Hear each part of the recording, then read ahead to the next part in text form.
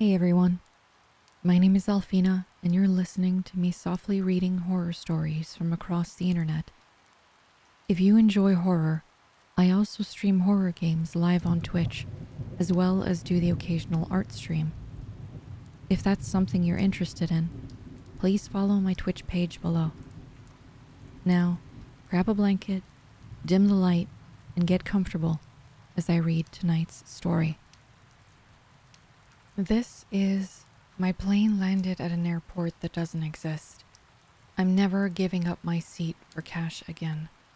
Written by Reddit user Jam Friends. A link to their story can be found in the description, so please check them out. I want to tell you about something that happened to me very recently, so you can hopefully avoid the same experience that I had. I hadn't flown in several years. Otherwise, maybe this would have all struck me as odd much sooner than it did. I was flying home from visiting a friend in New York, and my flight was very overbooked. There had been cancellations, too, so the gate area was packed with people anxiously hoping for a seat. Since I was traveling by myself and didn't have to go back to work for a few days, I happily accepted cash to take a later flight. I wasn't in a rush and hadn't checked a bag, so at the time it seemed well worth a couple of hours' wait for the amount that they offered me. They drew a strange symbol on the back of my hand when I accepted the payment. It was dark and looping, drawn on thickly, and it captivated me as my eyes felt the need to trace the flow of the lines over and over. I figured at the time that it was intended to give some indication to employees, perhaps to prevent me from trying to keep getting more money or vouchers if my next flight was also full. I ended up having no trouble getting on my later flight. Looking back, that was strange. For starters, quite a few people accepted cash, credit, and vouchers, and there were multiple cancellations, so it should have been fairly full, but I was the only one in my entire row, across the aisle, too. There were maybe 15 people on the entire flight. It was so empty that we could have each had our own private row of seats if we chose to. Otherwise, it was an uneventful flight. I had dozed off and woke up well after we landed to a flight attendant shaking my shoulders frantically. Her face had a strange expression on it, like a mixture of annoyance and deeply seated fear. All of the other passengers were long gone. As I grabbed my backpack and headed toward the door, the small flight crew lined up to see me off the plane, which in itself wasn't too bizarre, but they seemed anxious. Some were checking their watches while others rocked back and forth nervously. I received pats on the back, an annoyed glare from the lady who had woken me up, one tearful smile, and then the pilot thanked me for my gift.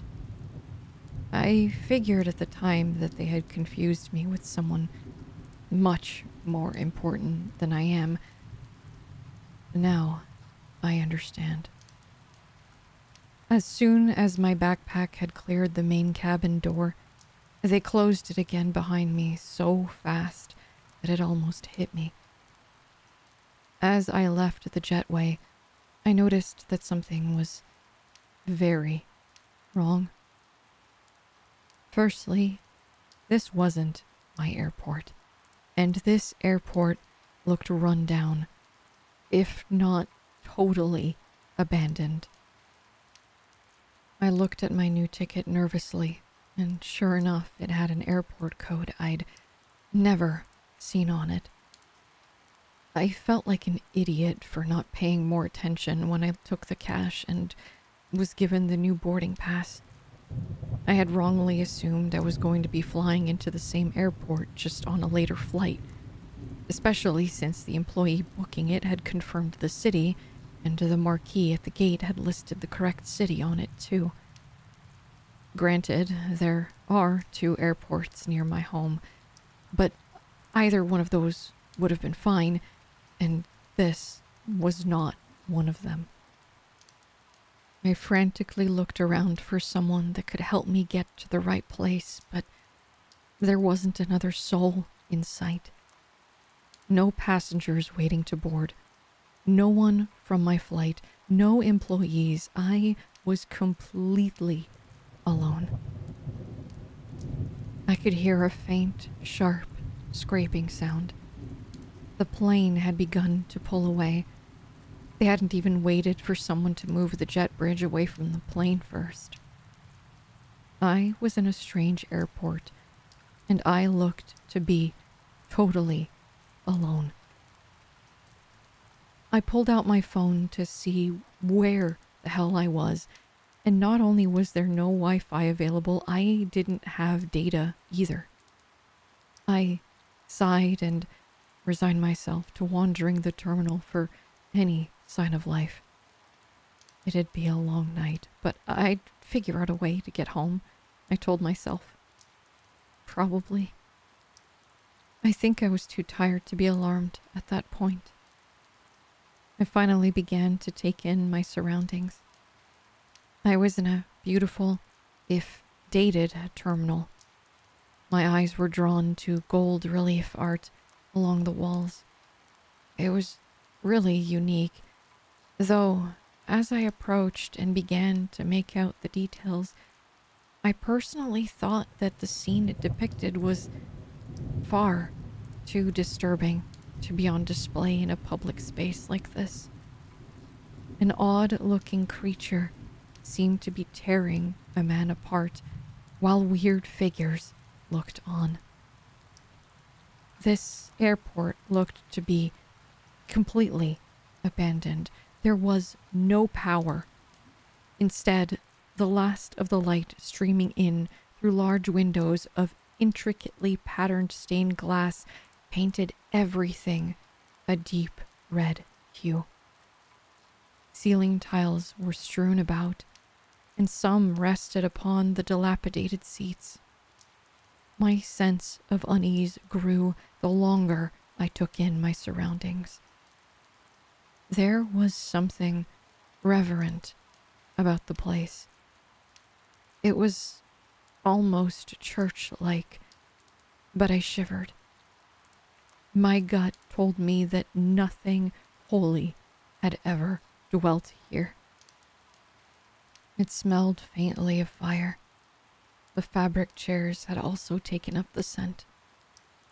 On the ground, there was a thick gray dust as far as my eyes could see. The dark powder crept into my sandals and had settled onto seats and countertops, and even the crevices within the art along the walls. I noticed the footprints of my fellow passengers and figured I'd follow them to find my way out, since the exit and other signs were either damaged or totally non-existent. After a point, the footprints began to diverge as the others looked to have gone in different directions. I noticed that one group had headed off towards what I guessed to be more gates down a long, darkened tunnel. I stared for a while, but I couldn't see an end to the darkness. Since the last of the light outside was fading quickly and there seemed to be no power, I decided that route wasn't for me. I followed the other group's prints that went the opposite direction, towards a more open lobby. Eventually, the footprints began to tell a story that confused and frightened me. At one point, an additional set of prints had joined this group, as if someone or something had emerged out of nowhere and begun walking on all fours or crawling alongside them. Soon after, the passengers' footprints became erratic. They must have started running in different directions. I followed a couple, but eventually each pair of human footprints ended abruptly, as if they'd been plucked right out of existence. It was so quiet. I wondered, had none of the other passengers made it out? I suddenly heard movement directly above me. A scratching sound, like something was being dragged along the ceiling. Or crawling? I didn't even look up, just sprinted back the way I had come. After getting what I deemed a safe distance away, I allowed myself a glance back. Something lithe looking and shadowy was moving along the ceiling above where I had been. It eventually disappeared back into a hole left by a fallen ceiling tile. I was back near the stained glass windows and gold art where I had first deplaned. The dusk had faded away unnaturally quickly, and in the burgeoning darkness I noticed something odd about the night sky. It wasn't like sky I could see from home. It was too clear. There was no light pollution, and I could see more stars than I'd ever seen before. It was as if there wasn't a single light in existence. I steeled myself, fueled by my growing sense of unease, and reluctantly decided I'd try heading through the tunnel. As I approached and my eyes adjusted to the darkness, I noticed something strange up ahead of me. It was unlike anything I had seen before, but seemed to be some sort of living creature, and it was cradling one of the passengers on my flight. It was smooth and seamless looking, but the more I stared, the less the details seemed to make sense. Limbs and features didn't line up with the body. They swirled and shifted and had only a vague suggestion of form, but the pieces never fully connected. The only thing I could see clearly was the same symbol I had on my hand, looked to be carved into what I presumed to be the torso of this thing. Looking at the creature gave me a stabbing headache. Even now, I can't fully describe what I saw, just bits and pieces. Long, thin appendages that seemed to flow in and out of existence. A featureless face with indentations where features should be. Its head made me think of someone fighting to inhale through a black plastic bag. It was bent in such an unnatural way that I imagined it at its full height was more than the airport could contain.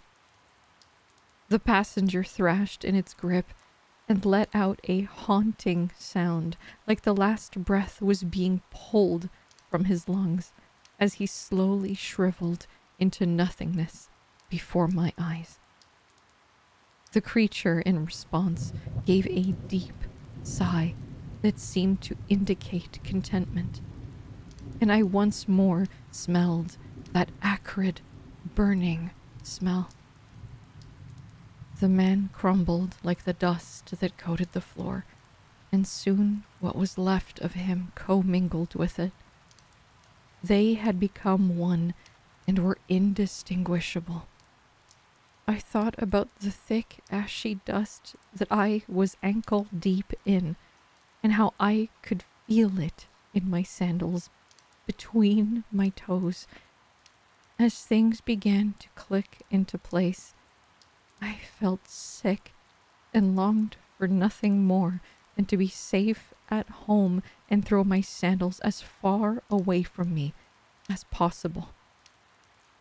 I gasped unintentionally, understanding 2 seconds too late that if it hadn't already seen me, I had just revealed my location.